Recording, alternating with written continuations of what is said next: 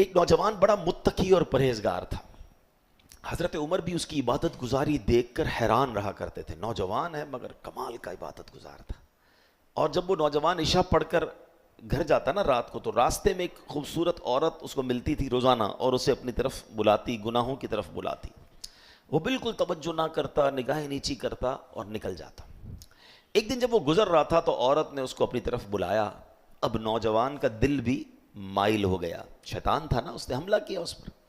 جیسے ہی وہ عورت کے قریب پہنچا اسے اللہ کا یہ فرمان یاد آیا. اب بات یہ ہے, قرآن پڑھا ہوا ہو, حدیثیں پڑھی ہوئی ہوں, دل میں پاکیزگی ہو تو اس موقع پر کچھ یاد آئے گا نا. جو پڑھائی صبح سے شام تک بری صحبتوں میں ہے, فلمیں, ڈرامے, گانے باجے, شراب کی محفلیں, اس کو کیسے یاد آئے گا؟ یہ نوجوان نیک تھا, چلا گیا گناہ کی طرف.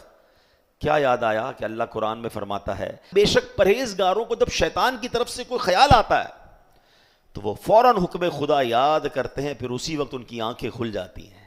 شیطان حملہ کر بھی دینا نیک پر, اگر واقعی پرہیزگار ہے تو اللہ کا حکم یاد آ جائے گا اسے اور وہ بچ جائے گا. اب اس بندے کو جب یہ یاد آیا کہ میں کیا کرنے لگا تھا, میں تو چل پڑا تھا گناہ کی طرف, اس پر ایسا اللہ پاک کا خوف غالب ہوا کہ وہ بے ہوش ہو گیا, زمین پر گر گیا. اتنا خوف. جب بہت دیر تک گھر نہیں پہنچا تو اس کا بوڑھا والد تلاش کرنے کے لیے نکلا, تو دیکھا کہ نوجوان تو کہیں بے ہوش پڑا ہے. اسے اٹھایا, اس کو ہوش آیا. نوجوان سے پوچھا کیا معاملہ ہوا تھا, کیسے بے ہوش ہو گئے؟ اس نوجوان نے شرمندہ ہو کر اپنے والد کو پھر یہ واقعہ سنایا کہ میرے ساتھ ایسا ہوا. مگر جب یہ واقعہ سنایا دوبارہ آیت کریمہ پڑھی یہ والی, ایسا خوف خدا دل پر طاری ہوا کہ چیخ ماری اور اس کی روح ہی اس کی جسم سے نکل گئی. اسی خوف خدا میں انتقال ہو گیا. حضرت عمر کو سارا واقعہ پتہ چلا. آپ اس کی قبر پر گئے اور قبر پر جا کر یہ آیت پڑھی, وَلِمَنْ خَافَ مَقَامَ رَبِّهِ جَنَّتَانِ, اور جو اپنے رب کے حضور کھڑے ہونے سے ڈرے تو اس کے لیے 2 جنتیں ہیں. پتہ ہے کیا ہوا؟ اس کی قبر سے آواز آتی ہے, اے امیر المومنین, بے شک میرے رب نے مجھے 2 جنتیں عطا فرما دی ہیں.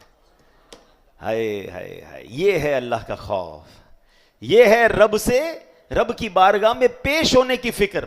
اس نے حرام چھوڑا کہ اللہ دیکھ رہا ہے, اللہ نے اسے 2 جنتیں عطا فرما دی. ادھر تو ڈھونڈ ڈھونڈ کے حرام کرنا ہے, ادھر تو تلاش کرتے لوگ کہ بتاؤ کدھر کون سا حرام کام ہو رہا ہے, کون سے ملک میں آسان ہے, کون سے علاقے میں آسان ہے, کدھر جائیں گے تو زیادہ معاذ اللہ انجوائے کریں گے. سوچتے نہیں کہ میں جدھر بھی چلا جاؤں میرا رب تو دیکھ رہا ہے نا, میں اللہ سے تو نہیں چھپ سکتا.